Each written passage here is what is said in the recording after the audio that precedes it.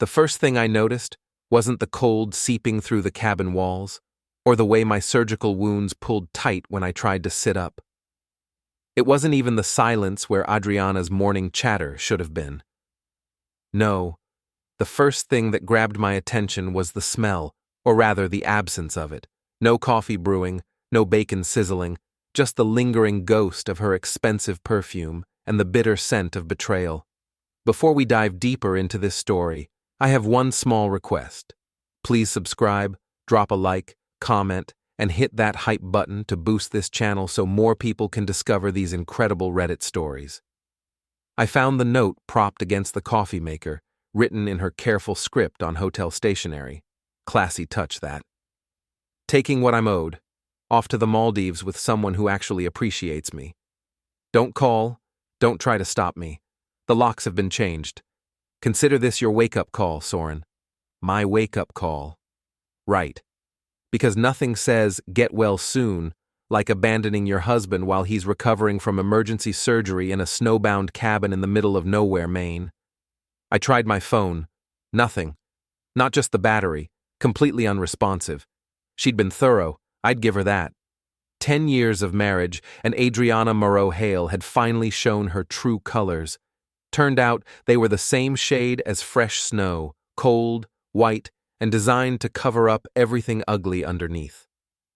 The cabin door was locked from the outside. Of course it was. She'd probably paid the caretaker extra to make sure I stayed put while she made her grand escape.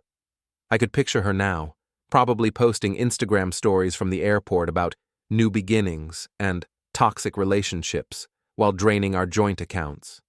But Adriana had made one crucial mistake. She'd underestimated exactly how vindictive her husband could be when properly motivated. I found the spare key where I'd hidden it 2 summers ago, taped under the deck railing. My incision screamed as I crawled through the snow, but pain was just information now.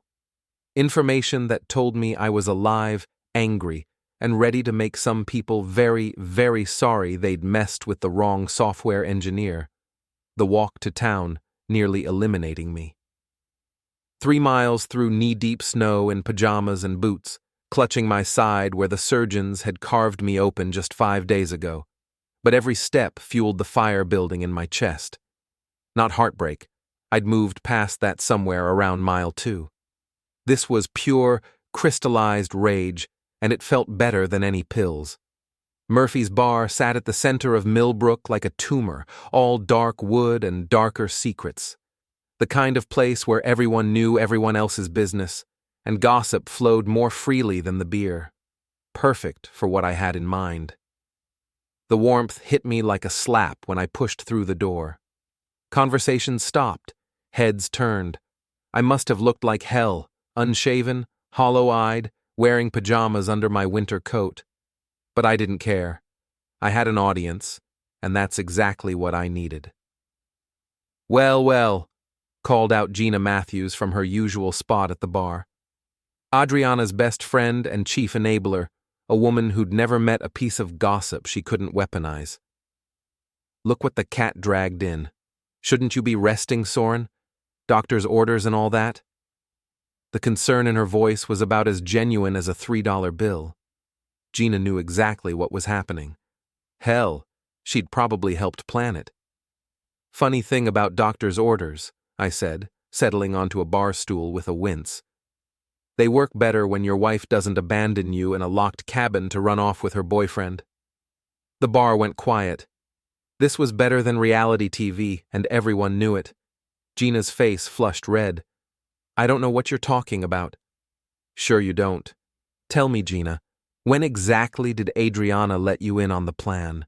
Before or after she started screwing Liam Faulkner?" A collective gasp rippled through the bar. Liam was local royalty, trust fund baby turned lifestyle influencer, all white teeth and fake sincerity. The kind of guy who posted workout videos while preaching about authentic living. "You're delusional," Gina snapped, but her voice cracked. "The surgery, the medication, you're not thinking clearly." "Oh, I'm thinking plenty clearly. Clear enough to remember Adriana taking all those girls' trips that you supposedly organized. Clear enough to notice how she always came back glowing, talking about some mysterious new friend she'd met. Clear enough to put two and two together when I found Liam's business card in her purse last week. I pulled out my laptop, the one thing Adriana had missed in her rush to lock me away. Clear enough to check our bank accounts this morning. The screen showed a balance of $247.83. Our savings account, the one that had contained nearly $50,000 yesterday, now sat at zero. She cleaned us out, I announced to the room. Every penny, even the emergency fund we kept for medical expenses. Guess she figured I wouldn't be needing it anymore. The murmur that went through the bar was like music to my ears. In a town this small, news traveled faster than wildfire, and I just lit the match. My phone buzzed. I'd managed to get it working again with a factory reset. A text from an unknown number. Saw your little performance at Murphy's. Impressive. This is Marcus Chen, remember me? We need to talk. M. Marcus.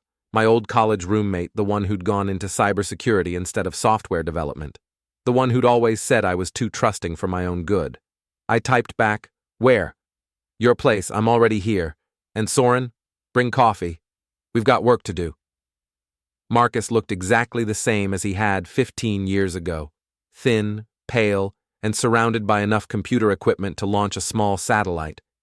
He'd somehow gotten into my penthouse apartment despite the changed locks, which should have surprised me more than it did.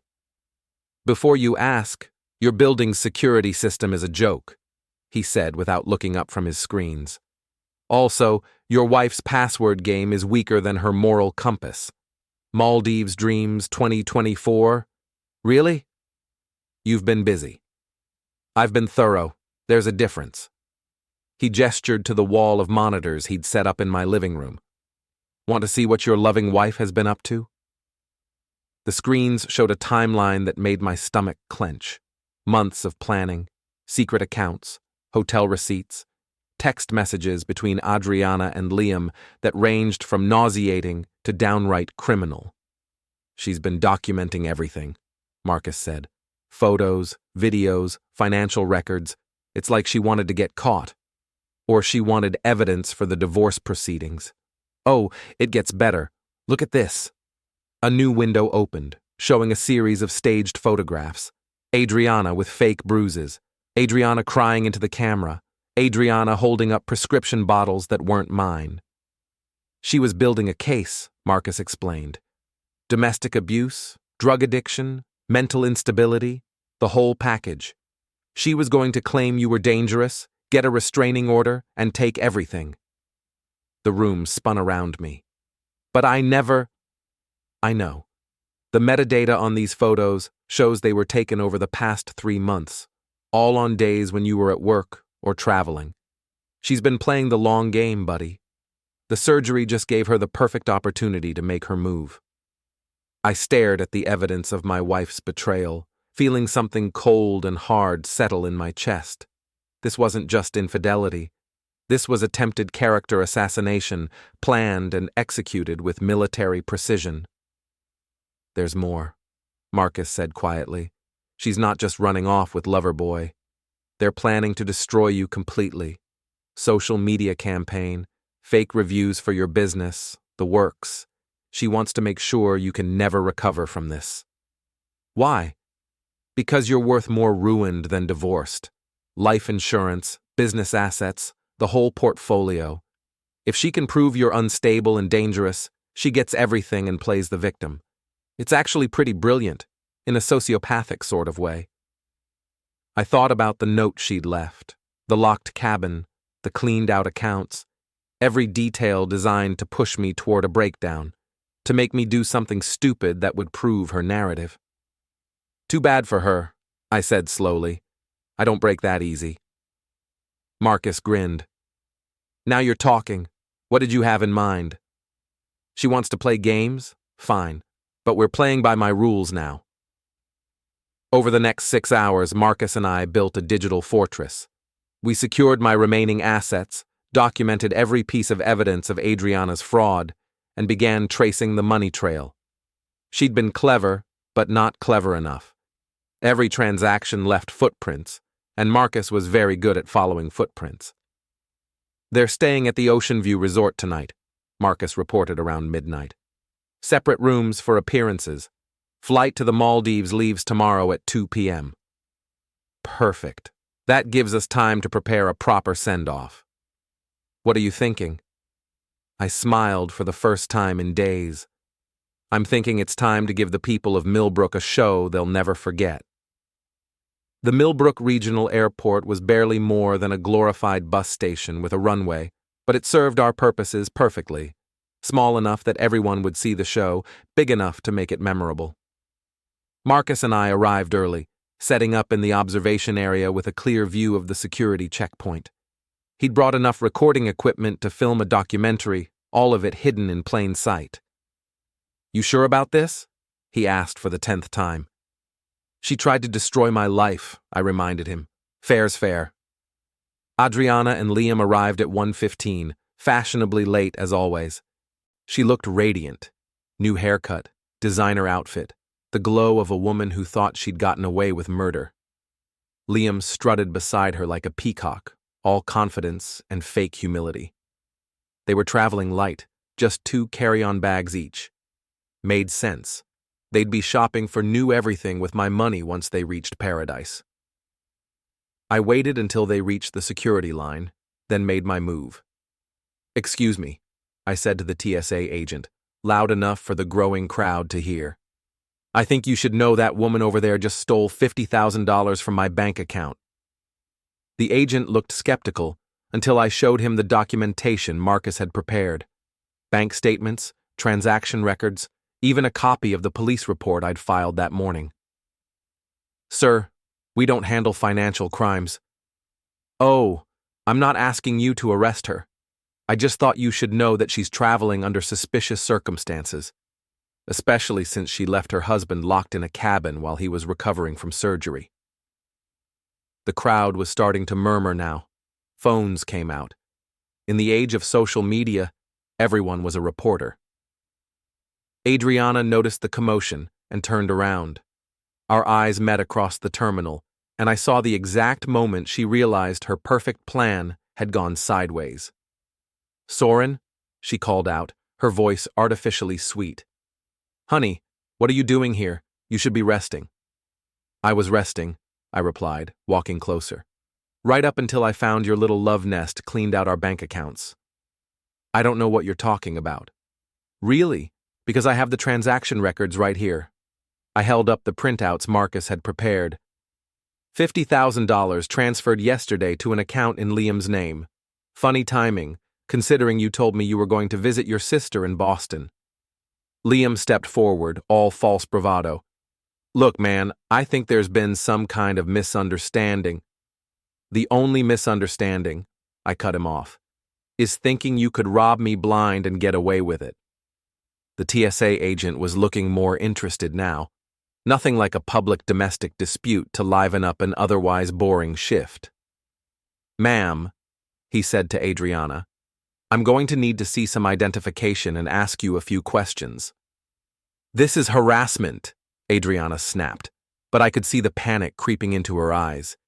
"He's obviously having some kind of breakdown. The surgery, the medication. He's not stable." "Funny thing about that," I said, pulling out my phone. "I recorded our last conversation. You know, the one where you admitted to planning this whole thing?" I didn't have any such recording, but she didn't know that. The bluff worked perfectly. Her face went white. "You're lying." "Am I? Should we play it for everyone? I'm sure your Instagram followers would love to hear about the real Adriana Moreau." That did it.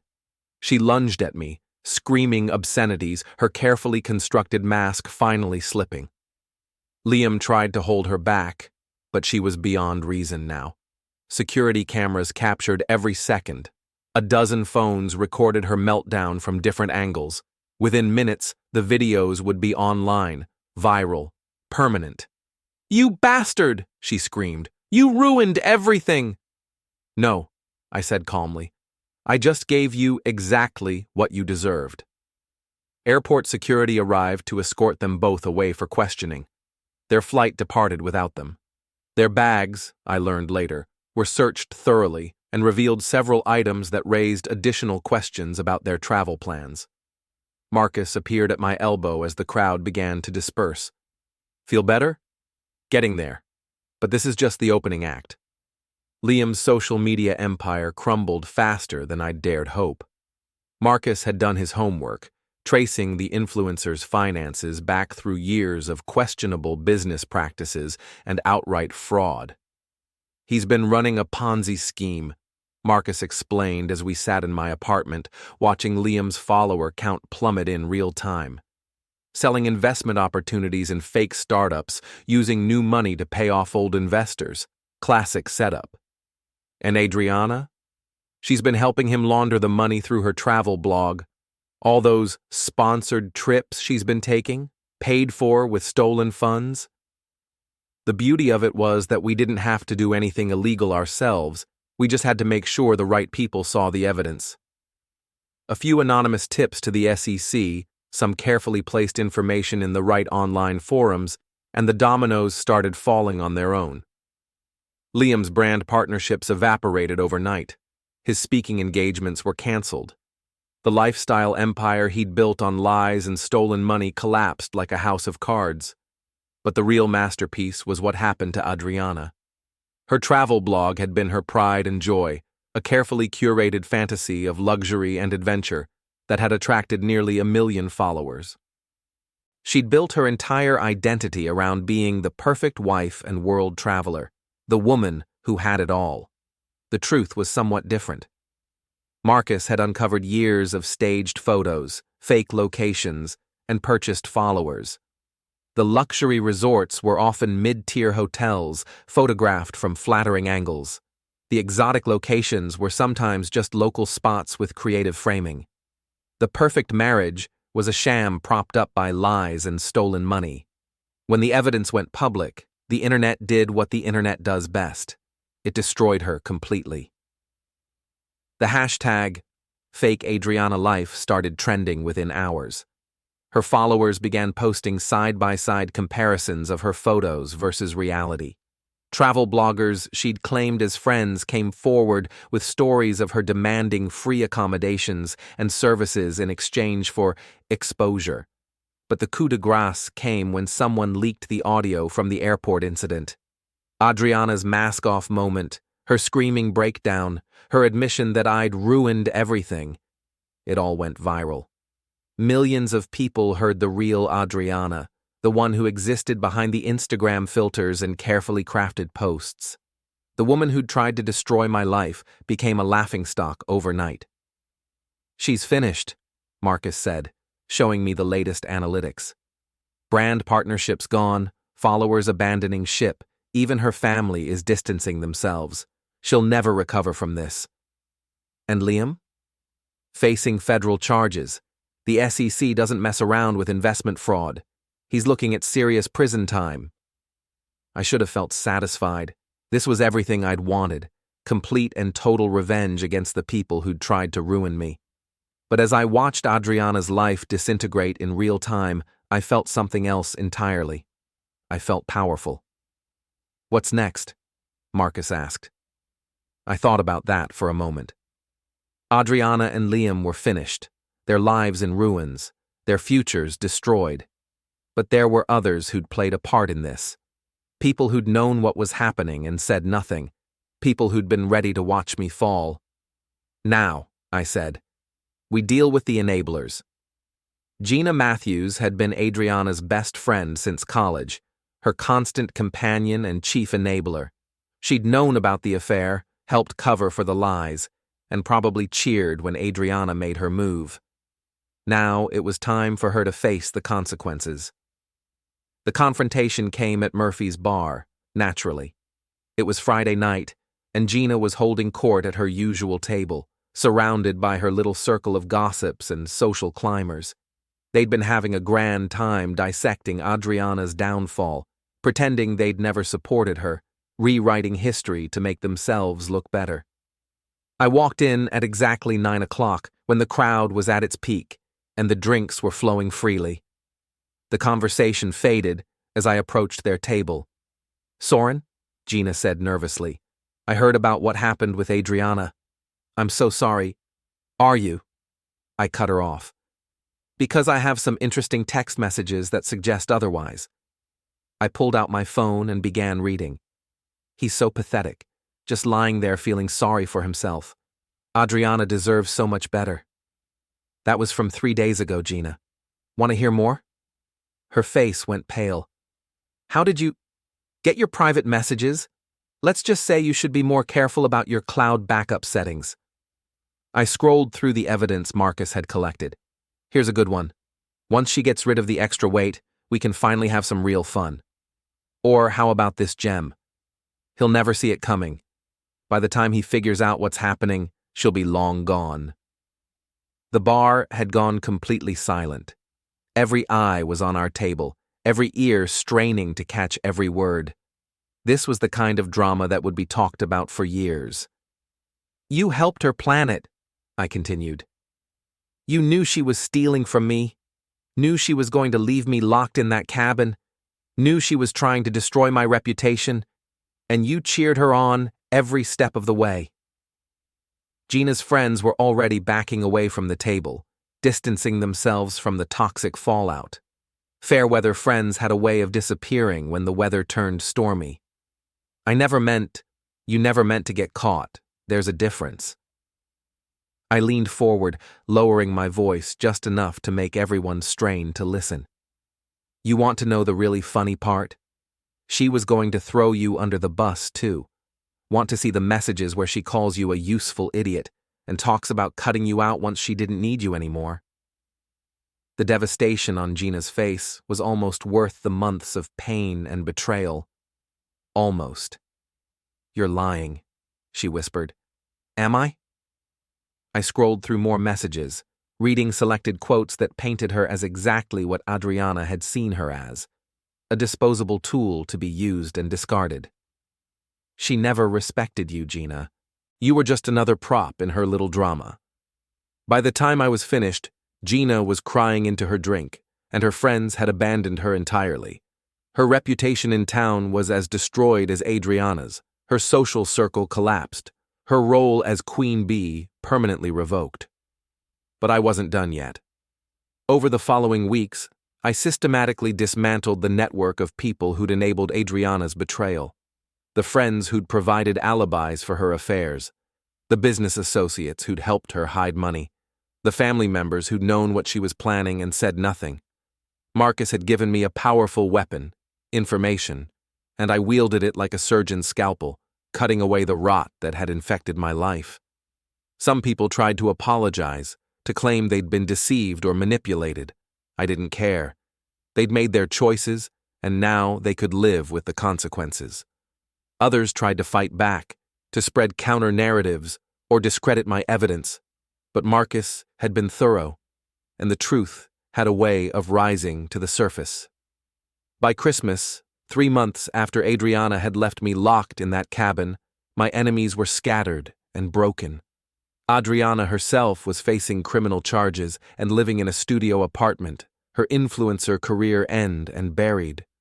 Liam was awaiting trial, his assets frozen, his future measured in years behind bars. And me?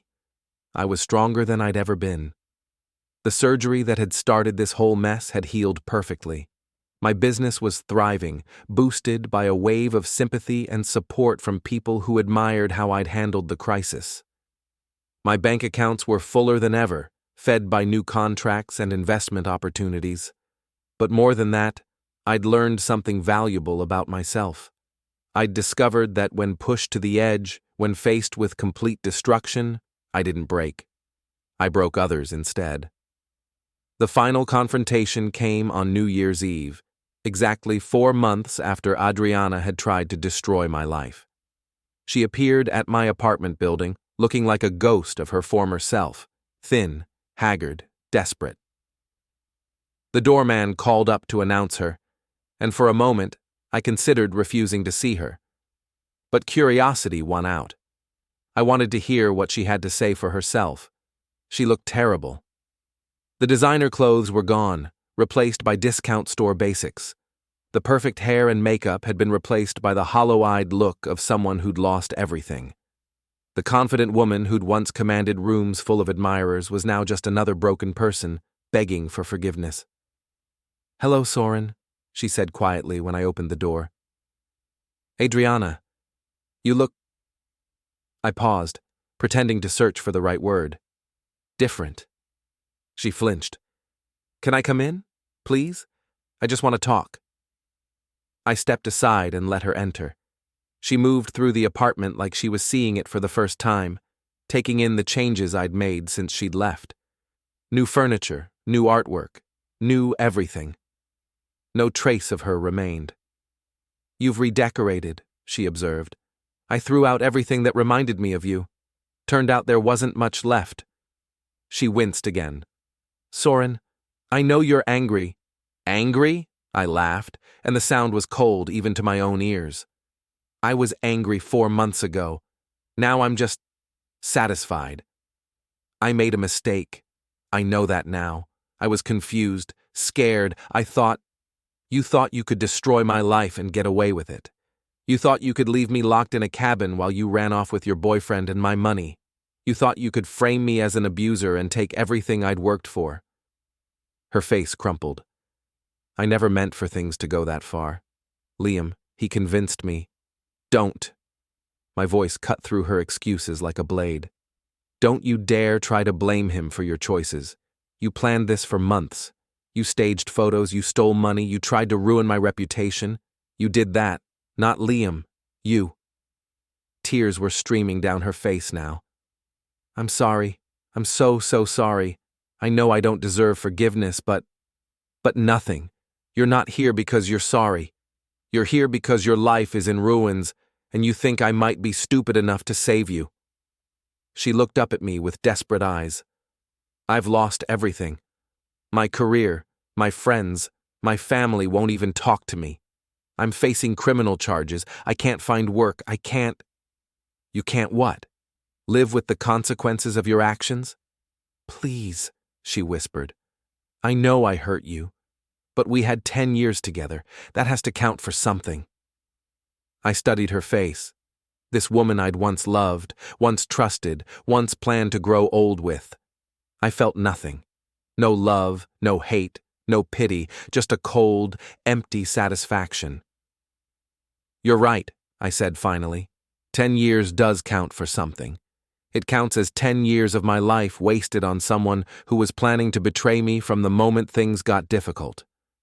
"That's not true, isn't it? Marcus found evidence going back 2 years, Adriana. 2 years of you planning your exit strategy, building your case, preparing to destroy me. The surgery just gave you the perfect opportunity." She was sobbing now, ugly tears that ruined what was left of her makeup. "I love you. I know I made mistakes, but I love you." "No, you don't. You love what I could provide for you. The lifestyle, the security, the image. You never loved me. If you had, you wouldn't have been able to do what you did." I walked to the door and opened it. "It's time for you to go." "Soren, please, go, now, before I call security." She stumbled toward the door, then turned back one last time. "What happened to you? You used to be kind. You used to forgive people." I smiled, and I knew it wasn't a pleasant expression. "You happened to me, Adriana. You showed me what the world is really like. What people are really like when you strip away all the pretense and politeness. You taught me that mercy is just weakness by another name. You've become a monster." "No," I said quietly. "I've become honest. I've stopped pretending that people like you deserve second chances. I've stopped believing that forgiveness is somehow noble when it's given to people who would destroy you without a moment's hesitation." She stared at me for a long moment, perhaps finally seeing the man she'd created. Then she turned and walked away, her footsteps echoing in the empty hallway. I closed the door and returned to my living room, where the city sparkled beyond the windows, and fireworks were already beginning to light up the sky. Somewhere out there, Adriana was walking back to whatever temporary shelter she'd found, her last hope of redemption extinguished. I poured myself a drink and raised it in a toast to the new year, to new beginnings, to the man I'd become. Outside, the fireworks exploded in brilliant colors, celebrating the end of the old year and the birth of the new. I had no regrets, no guilt, no desire for reconciliation or forgiveness. I had won, completely and utterly. And it felt better than I'd ever imagined it could.